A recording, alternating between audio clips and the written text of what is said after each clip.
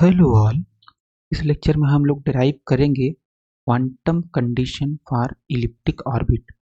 ठीक है ओके। तो सोमरफेल्ड्स मॉडल में क्वांटम कंडीशन क्या होता है इलिप्टिक ऑर्बिट के लिए। तो फॉर ओके तो सबसे पहले अगर हम बोर एटॉमिक मॉडल बात करें तो ये आपका न्यूक्लियस होता है और ये आपका इलेक्ट्रॉन सर्कुलर ऑर्बिट में चक्कर लगाता है, राइट। तो लेकिन ये बोर एटॉमिक मॉडल में कुछ प्रॉब्लम थी फाइन स्ट्रक्चर की। तो फाइन स्ट्रक्चर लेवल की जो प्रॉब्लम थी उसको दूर करने के लिए सोमरफेल्ड ने माना कि जो इलेक्ट्रॉन ऑर्बिट करेगा वो कैसे ऑर्बिट करेगा, वो ऑर्बिट करेगा इलिप्टिक ऑर्बिट में। ठीक है, ये इलिप्टिक ऑर्बिट हो गया, इलेक्ट्रॉन इस तरीके से ऑर्बिट करेगा और न्यूक्लियस किसी एक फोकस पे होगा। ये इस पे हो सकता है फोकस पे या यहाँ पे हो सकता है, राइट। ठीक है, तो जैसे हमारे पास सर्कुलर ऑर्बिट होता है तो सर्कुलर ऑर्बिट तो बहुत ढेर सारी हो सकती है, ये भी हो सकती है, ये भी हो सकती है। तो क्वेश्चन ये है कि क्या सारे सर्कुलर ऑर्बिट में इलेक्ट्रॉन मूव करेगा? आंसर है नहीं। केवल उन्हीं सर्कुलर ऑर्बिट में मूव करेगा इलेक्ट्रॉन जिसके लिए एंगुलर मोमेंटम जो है वो क्वांटाइज्ड हो, L बराबर NH/2 पाई। इसको बोलते हैं बोर क्वांटाइजेशन कंडीशन। सिमिलरली यहाँ पे जो सोमरफेल्ड मॉडल है, सोमरफेल्ड मॉडल में भी क्या सारे इलिप्टिक ऑर्बिट में इलेक्ट्रॉन मूव करेगा? आंसर है नहीं, सारे इलिप्टिक ऑर्बिट में मूव नहीं करेगा। इलेक्ट्रॉन केवल उन्हीं इलिप्टिक ऑर्बिट में मूव करेगा जिसमें P/A is equal to K/N हो। अब K क्या है, N क्या है, B क्या है, A क्या है? तो ये आपके पास क्या हो गया, इलिप्स है। तो ये मान लेते हैं सेंटर हो गया। तो यहाँ से लेकर के यहाँ तक जो डिस्टेंस होगी वो मेजर एक्सिस कहलाती है 2a, और यहाँ से लेकर यहाँ तक जो डिस्टेंस होती है वो क्या कहलाती है, माइनर एक्सिस। इसका मतलब है सेमी माइनर एक्सिस और सेमी मेजर एक्सिस का, सेमी माइनर एक्सिस और सेमी मेजर एक्सिस का जो रेशियो होगा वो होगा K/N। ये क्या है, इंटीजर है। कंडीशन यही है कि सेमी माइनर एक्सिस और सेमी मेजर एक्सिस का जो रेशियो होगा वो क्या होगा, इंटीजर का रेशियो होगा। तो n क्या है, 1 2 3 एंड सो ऑन। ये क्या है, 1 2 3 and so on up to n।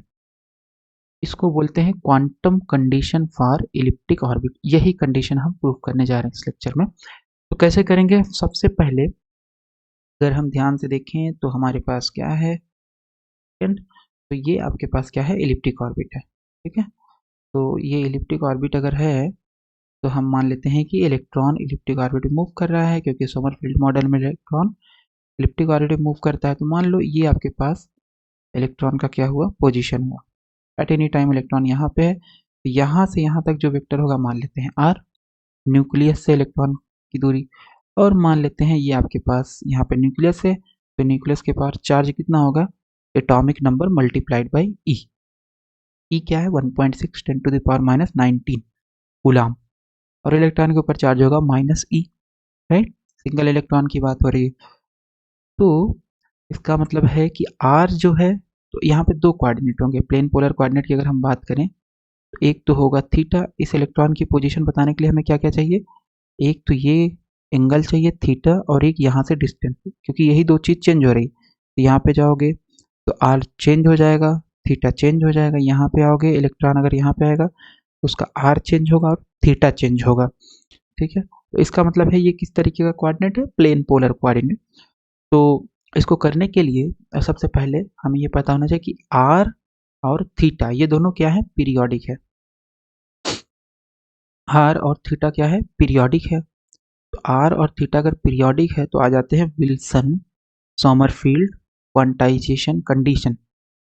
Wilson Sommerfeld quantization condition. तो ये क्या होता है, ये बोलता है कि जो भी कोऑर्डिनेट आपके पास पीरियोडिक है, जैसे r है थीटा है, तो इसके करस्पॉन्डिंग एक इंटीग्रेशन एग्जिस्ट करेगा, PR/dr इज इक्वल टू आएगा आपके पास n इंटू एच।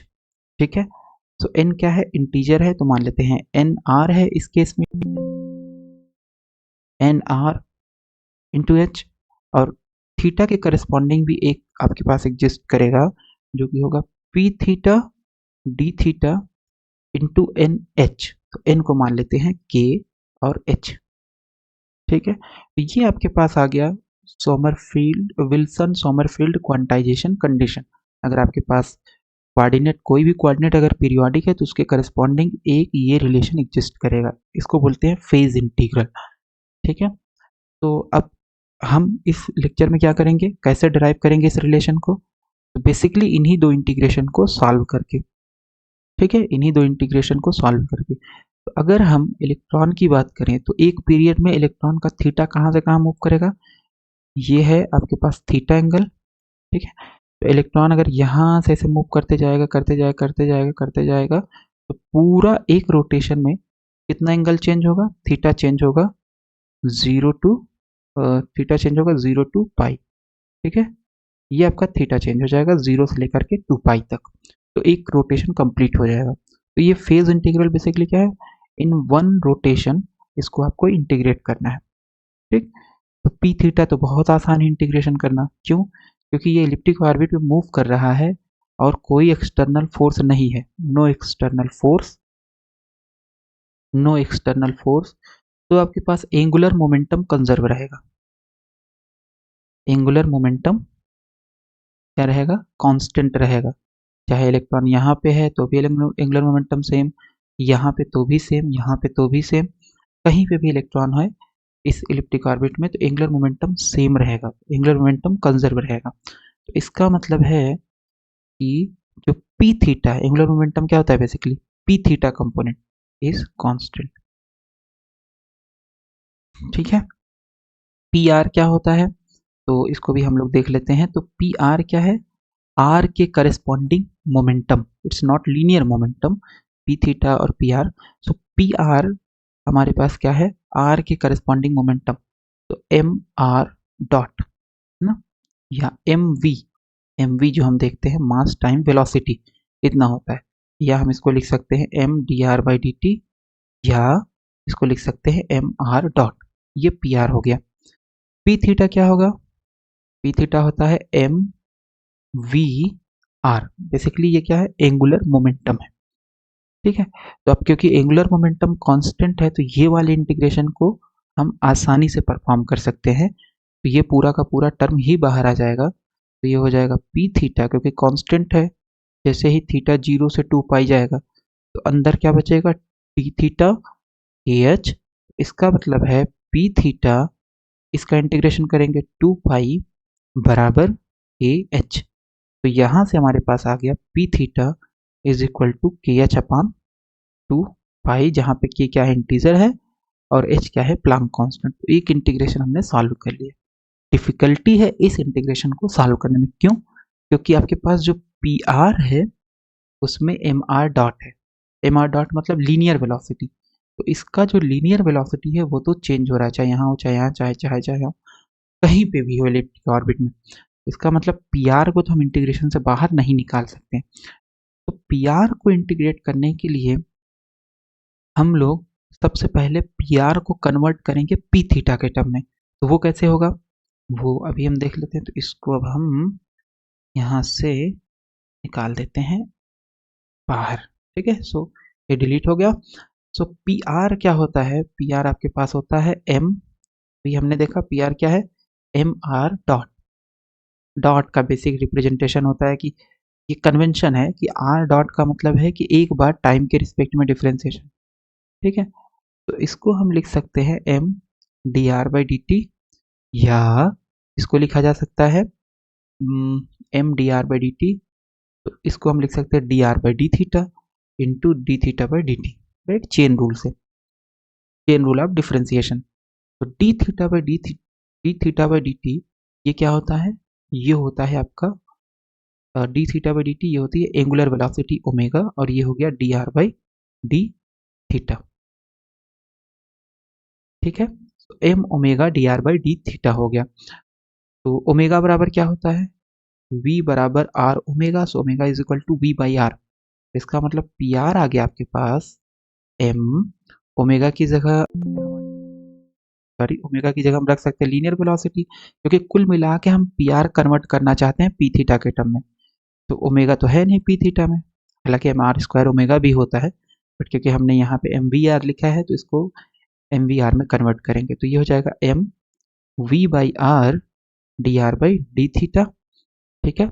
और अगर हम इसमें आर से ऊपर नीचे मल्टीप्लाई कर दें तो m v r upon are square D R by D theta, ठीक। एम वी आर ये क्या होता है, ये होता है पी थीटा, तो इसका मतलब पी आर आ गया हमारे पास P theta upon are square D R by D theta, ठीक है। तो एक हमारे पास क्वांटम कंडीशन ये आई है, जो क्वांटाइजेशन कंडीशन है विल्सन समरफील्ड मॉडल से इंटीग्रेट करने के बाद ये आई है। तो एक हमें अभी इसकी ज़रूरत पड़ेगी आगे, तो इसको हम आगे देखेंगे। बट अगर हम ध्यान से देखें तो पी आर हमारा किस में कन्वर्ट हो गया है, p theta r square D R by D theta में, ठीक है। तो इंटीग्रेशन जब करेंगे तो एटलीस्ट ये टर्म तो इंटीग्रेशन से बाहर हो जाएगा क्योंकि पी थीटा कॉन्स्टेंट है। अब क्वेश्चन उठता है कि आर स्क्वायर क्या है, D R by D theta क्या है। तो अगर हम बात करें कोनिक सेक्शन में तो पोलर इक्वेशन जो होता है, पोलर इक्वेशन जो इलिप्स का होता है वो होता है 1 upon R is equal to 1 upon A 1 minus E square, और ये होता है 1 minus E cos theta. So this is polar equation for ellipse, ठीक है, वेरी फेमस इक्वेशन। तो अगर हम इसको डिफ्रेंशिएट करें, अगर हम इसको क्या करें, डिफ्रेंशिएट करें तो क्या आएगा, तो जब डिफ्रेंशिएट करेंगे तो ये हो जाएगा। अच्छा एक काम ये भी करते हैं क्योंकि हमें पी आर डी आर चाहिए, फेज इंटीग्रल क्या है, p R D R, right. ऐसा करते हैं पी आर डी आर कर देते हैं, तो ये हो गया P theta upon are square D R by D theta into D R, और ये हो जाएगा P theta upon are square D R by D theta, और ये आ गया आपके पास D are by D theta कर सकते हैं, डी थीटा से ऊपर नीचे मल्टीप्लाई कर दिए है ना, यहाँ पे डी थीटा से डिवाइड करिए ऊपर और यहाँ पे मल्टीप्लाई करते डी थीटा कैंसिल और ये वही चीज़ आ जाएगा। तो ये आपके पास क्या आएगा, तो दिस इज पी थीटा और ये हो गया D R by D theta का होल स्क्वायर, और यह तो इसको हम लिख सकते हैं 1 upon R D R by D theta का whole square to D theta. तो ये आ गया हमारे पास पी आर डी आर, ठीक है। तो इसकी वैल्यू की हमें ज़रूरत है, हमें इसी को इंटीग्रेट करना पी आर डी आर को। तो 1 बाई आर क्या होगा, ये आर है, D R by D theta इसको डिफ्रेंशिएट कर लेंगे, यहाँ से मिल जाएगा, ठीक। तो ये कर लेते हैं हम, तो हम पर का सारा अब इरेज कर देते हैं। सो डोंट वरी, ये हमने लिखा हुआ है आगे, तो वो हम डिस्कस कर लेंगे एक बार फिर से, ठीक है। तो ये हमारे पास आ गया D R by 1 by r है, तो d are by D theta मतलब अगर दोनों साइड हम थीटा के रिस्पेक्ट में डिफ्रेंशिएट करेंगे तो इधर हो जाएगा डिफ्रेंशिएशन और यह आ जाएगा इधर differentiation A 1 minus E cos theta divided by sorry, तो this is 1 upon A 1 minus E square, ठीक, इतना हो जाएगा, ठीक है। डिफ्रेंशिएशन जब करेंगे तो ये अब इसकी ज़रूरत हमें है नहीं, ठीक है। तो ये आ जाएगा आपके पास, सबसे पहले r का डिफ्रेंशिएशन अगर ये x होता तो 1 अपान एक्स का डिफ्रेंशिएशन क्या होता, माइनस 1 बाई एक्स स्क्वायर, ठीक है, या 1 अपान थीटा होता तो माइनस 1 बाई थीटा स्क्वायर, तो इसका हो जाएगा 1 बाई आर स्क्वायर। लेकिन ये थीटा तो नहीं है, ये है r, chain rule D R by D theta हो जाएगा, ठीक है। r का पहले r के रिस्पेक्ट में करेंगे माइनस 1 बाई आर स्क्वायर, फिर चेन रूल, ठीक है। ये पूरा टर्म तो आपका बाहर आ गया 1 अपान ए 1 माइनस ई स्क्वायर, और ये हो गया D by D theta 1 minus E cos theta, ठीक है। सो 1 अपान ए 1 माइनस ई स्क्वायर, अब डी बाई डी थीटा अंदर जाएगा ब्रैकेट के, तो 1 का डिफ्रेंशिएशन 0, कॉस थीटा का डिफ्रेंशिएशन माइनस साइन थीटा, तो ये हो जाएगा ई साइन थीटा। तो इसका मतलब ये वैल्यू आ गई आपके पास e sine theta upon a 1 minus E square, ठीक है, minus 1 by r square D R by D theta. तो जहाँ पे ई क्या होता है, ई को बोला जाता है इलिप्टिसिटी, और ए जो होता है वो सेमी माइनर एक्सिस, थीटा क्या है, एंगल है ना। तो ये आ गया हमारे पास, लेकिन हमें क्या चाहिए 1 by R D R by D theta का होल स्क्वायर, तो एक आर हम यहाँ से बाहर निकाल देते हैं, तो ये हो जाएगा minus 1 by R D R by D theta, जो आर यहाँ पे एक्स्ट्रा बचा है इधर मल्टीप्लाई कर देंगे तो ये हो जाएगा e by sine theta, r से मल्टीप्लाई करेंगे तो r into e by sine theta upon A 1 minus E square. ठीक है, तो ये हमारे पास आ जाएगा। अब इसको हम यहाँ से ये पूरा इरेज करने जा रहे हैं। ठीक है, दिया गया इतना 1 बाई आर, आर की वैल्यू रख देंगे। आर की वैल्यू कितनी थी? आर की वैल्यू थी 1 by r 1 minus E cos theta divided by a 1 minus E square.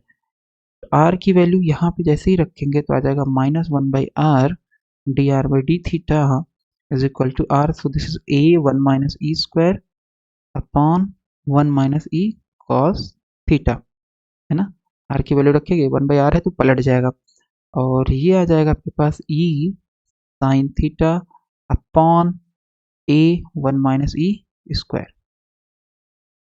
ठीक है, तो ये आपका कैंसिल हो जाएगा और यहाँ पे आ जाएगा E sine theta upon 1 minus ई कॉस थीटा। तो ये वैल्यू आ गई। हमें चाहिए था क्या, यही दिमाग में रखना है, हमें चाहिए 1 by R D R by D theta का होल स्क्वायर। तो होल स्क्वायर करेंगे, ये हो जाएगा -1 by R D R by D theta का होल स्क्वायर बराबर E square sine square theta upon 1 minus ई कॉस थीटा का होल स्क्वायर। ओके, ठीक है, तो इसका मतलब पी आर डी आर हमारे पास कितना आ गया? P R D R is equal to P theta, इसकी वैल्यू रख देंगे यहाँ से, तो ये हो जाएगा E square sine square theta upon 1 minus ई कॉस थीटा का whole square into D theta. तो ये हमने निकाल लिया पी आर डी आर। ठीक है, पी आर डी आर हमारे पास आ गया। क्वांटाइजेशन कंडीशन क्या है? P R D R is equal to N r h. N क्या है? एन आर क्या है? इंटीजर है, 1 2 3 एंड सो ऑन। ठीक है, तो हमारे पास ये आ गया। तो यहाँ पे पी आर डी आर की वैल्यू रख देंगे, तो ये हो जाएगा P theta E square sine square theta 1 minus ई कॉस थीटा का होल स्क्वायर, और ये हो गया D theta. L H S की वैल्यू हो गई, पी आर डी आर की वैल्यू रख दिया, और ये हो जाएगा एन आर इंटू एच। ठीक है, ओके, तो ये सब डिलीट कर देते हैं। तो हमारे पास आ जाएगा p R D R is equal to, अब पी थीटा क्या है? यहाँ पे एक चीज़ ये है कि ये क्लोज्ड इंटीग्रल है, मतलब एक पूरे ऑर्बिट के लिए। तो थीटा कहाँ से कहाँ वेरी कर रहा है? 0 से 2 पाई, क्योंकि इंटीग्रेशन थीटा के ऊपर हो रहा है, डी थीटा है यहाँ पे, राइट। तो पी थीटा आपका बाहर निकल जाएगा, कांस्टेंट है, और ये आ जाएगा 0 to 2 pi. Okay, so this is E square sine square theta upon 1 minus E cos theta का होल स्क्वायर। ये आ गया आपके पास एल एच एस, इसकी ज़रूरत हमें है नहीं। ठीक है, एल एच एस आ गया, और आर एच एस कितना है? N are into h. ये जो इंटीग्रेशन है ये एक स्टैंडर्ड इंटीग्रेशन है, जिसकी वैल्यू जो होती है, की वैल्यू कितनी होती है? की वैल्यू होती है इस इंटीग्रेशन की 2 पाई। ठीक है, स्टैंडर्ड इंटीग्रेशन है, इसकी वैल्यू थी 2 pi under root 1 minus E square minus 1 is equal to N R into h. ठीक, इतना आ गया। अब क्वेश्चन होता है कि हम इसकी वैल्यू कितनी रख सकते हैं, तो इधर अब हम डिलीट कर देते हैं क्योंकि अब हम इसकी ज़रूरत नहीं है। तो पी थीटा इंटू 2 पाई, ऐसा करते हैं पी थीटा की भी वैल्यू रख देते हैं। तो पी थीटा कितना होगा? पी थीटा हो जाएगा हमारे पास, और आपको याद है वो क्वांटाइजेशन कंडीशन हमने निकाला था, p theta d theta is equal to के एच। तो पी थीटा हो जाएगा, पी थीटा हो जाएगा ये 2 पाई हो जाएगा, पी थीटा बाहर आ जाएगा इंटीग्रेशन से क्योंकि ये कांस्टेंट है थीटा के ऊपर, तो ये बाहर आएगा, तो ये आ जाएगा के एच अपॉन 2 पाई। ठीक है, तो पी थीटा की वैल्यू रख देते हैं क्वांटाइजेशन कंडीशन से, इंटीग्रेशन के बाद आ गया था के एच अपॉन 2 पाई। यहाँ पे क्या बचेगा? 1 अपॉन अंडर रूट 1 माइनस ई स्क्वायर, और हमें पता है semi minor axis semi major axis में ये रिलेशन होता है। ठीक है, तो अगर आपको ये चाहिए तो अंडर रूट लगाना पड़ेगा क्योंकि हमें अंडर रूट की वैल्यू चाहिए। तो यहाँ से हमारे पास आ जाएगा 1 upon under root 1 minus E square, ये इधर आएगा और ये आ जाएगा ए अपान बी। मतलब इसकी जगह पे क्या रख सकते हैं? A upon B minus 1 is equal to N R into H. कुछ कुछ इस फॉर्म में आने लगा है ना। तो ओके, सो 2 पाई से 2 पाई कैंसिल और h से h कैंसिल, तो ये हो गया a by B minus 1 is equal to N R upon K. ठीक है, तो a बाई बी हमें क्या चाहिए, b बाई ए, तो पहले a बाई बी निकाल लेते हैं, माइनस 1 इधर आएगा, एन आर अपान के प्लस 1, ये हमें ज़रूरत है नहीं, तो a बाई बी आ गया हमारे पास एन आर, इसका एलसीएम हो जाएगा के, तो एन आर प्लस के आ जाएगा ऊपर और नीचे आएगा के, तो यहाँ से निकाल लेंगे b by a is equal to k upon n r plus k, या b by a is equal to k, और एन आर प्लस के को हम मान लेते हैं n, क्योंकि दो इंटीजर का सम करेंगे तो भी इंटीजर ही आएगा। ठीक है, तो जहाँ पे n है एन आर प्लस के, यहाँ से हमारे पास आ गया quantization condition for elliptic orbit, जहाँ पे के भी इंटीजर है ना, सोमरफील्ड क्वांटाइजेशन से आया तो के इंटीजर है, एन भी इंटीजर है क्योंकि ये भी सोमरफील्ड क्वांटाइजेशन से आया है, तो एन बराबर 1 2 3 एंड सो वन, और के बराबर 1 2 3 एंड सो वन। तो ये हम लोगों ने प्रूफ कर लिया। अब इसको यहाँ पे देख लेते हैं, वही सेम चीज़ है, रिपीटेड है, तो ये हमें प्रूफ करना है इलिप्टिक क्वांटाइजेशन कंडीशन। कैसे करेंगे, दो हमारे पास क्वांटाइजेशन रूल हैं, एक है आर के करस्पॉन्डिंग, एक है थीटा के करस्पॉन्डिंग, और ये जो है पी आर आपका क्या है, लीनियर मोमेंटम है, और पी थीटा क्या होता है, एंगुलर मोमेंटम होता है, क्योंकि एक्सटर्नल फोर्स नहीं लग रहा है तो एंगुलर मोमेंटम क्या रहेगा, कांस्टेंट रहेगा। तो दूसरे इंटीग्रेशन को इंटीग्रेट कर लेंगे, पी थीटा बाहर आ जाएगा, डी थीटा का इंटीग्रेशन 2 पाई, तो 2 पाई आ जाएगा नीचे, तो आ जाएगा P theta is equal to के H upon 2 pi. This give same quantization condition given by Bohr. अच्छा ओके, तो ये सेम क्वांटाइजेशन कंडीशन है बोर का, जो दिया गया था कि एंगुलर मोमेंटम जो है वो एन एच अपॉन 2 पाई है, एन जो है इंटीजर है तो यहाँ के भी तो इंटीजर है, ये बोर क्वांटाइजेशन कंडीशन है बेसिकली। ओके, सो इसको हमने इक्वेशन 3 नाम दे दिया, पोलर इक्वेशन फॉर इलिप्स ये होता है। फिर इससे हमने ये क्वांटिटी निकाला है ना, ये क्वांटिटी निकाला -1/r, ये basically equation 4 -1/r dr D theta का होल स्क्वायर, ये क्वांटिटी निकाल करके, क्योंकि पी आर हमारे पास होता है एम आर डॉट, इसको लिख सकते हैं हम d are by D theta into D theta by d t, d theta by d t को थीटा डॉट लिख सकते हैं d are by D theta, तो पी आर को हम लिख पाएंगे p theta upon r square D R by D theta.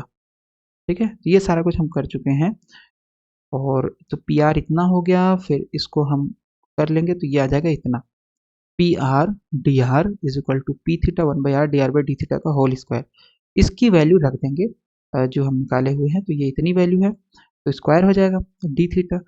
ये आ गया हमारे पास इक्वेशन 1, क्वांटाइजेशन कंडीशन में रखेंगे, रख के इंटीग्रेट करेंगे तो पी थीटा बाहर आ जाएगा, और ये स्टैंडर्ड इंटीग्रेशन है जिसकी वैल्यू ये होती है। ठीक है, तो यहाँ पे इसकी वैल्यू रख देंगे इंटीग्रेशन की, तो ये हो जाएगा 2 पाई अंडर रूट 1 माइनस ई स्क्वायर, 1 माइनस ई स्क्वायर, और ये -1 n are into h, p theta की वैल्यू इक्वेशन 1 से सब्सटीट्यूट कर देंगे, के एच अपॉन 2 पाई, सॉल्व कर लेंगे, हमारे पास आ गया quantum condition for elliptic orbit, मतलब केवल उन्हीं इलिप्टिक ऑर्बिट में इलेक्ट्रॉन मूव करेगा जिसके लिए सेमी माइनर एक्सिस और सेमी मेजर एक्सिस का रेशियो दो इंटीजर के रेशियो के बराबर होगा।